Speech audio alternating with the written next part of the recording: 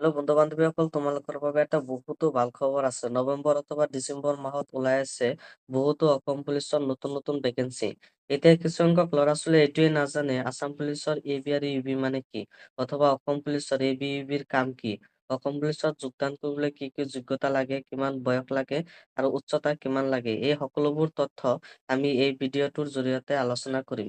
এতিয়া আহা বন্ধু-বান্ধৱীসকল, এবি আৰু ইউবি মানে কি? এবি মানে হ'ল আৰ্ম ব্ৰাঞ্চ আৰু ইউবি মানে হ'ল আনআৰ্ম ব্ৰাঞ্চ।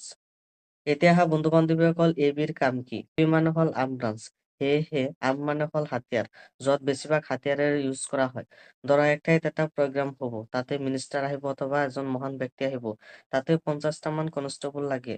লগে লগে এই 50টা কনষ্টেবল এবি বিলাকে তাত পঠাই দিব বা এবি বিলাক তাত পঠাই দিব। এতিয়া আহা বন্ধু-বান্ধৱীসকল, ইউবিৰ কাম কি?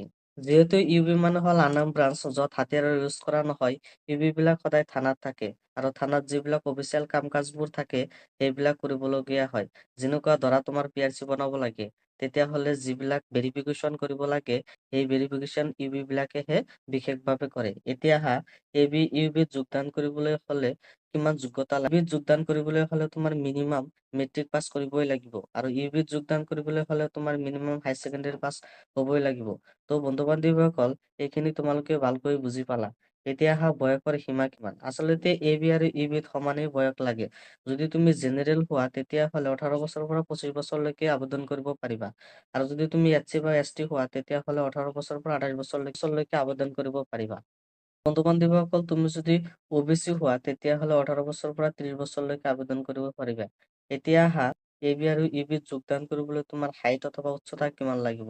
যদি তুমি পুৰুষ হোৱা তেতিয়াহ'লে জেনেৰেল, অবিচি, এছচি, এমঅবিচিৰ বাবে মিনিমাম 162.56 চেণ্টিমিটাৰ হ'লেই হ'ব।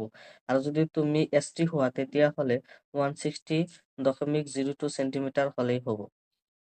আৰু যদি তুমি ফিমেল হোৱা তেতিয়াহ'লে জেনেৰেল, অবিচি, এছচি, এমঅবিচিৰ বাবে 154.94 চেণ্টিমিটাৰ হ'লেই হ'ব। আৰু যদি তুমি এছটি হোৱা তেতিয়াহ'লে 152.40 চেণ্টিমিটাৰ হ'লেই হ'ব।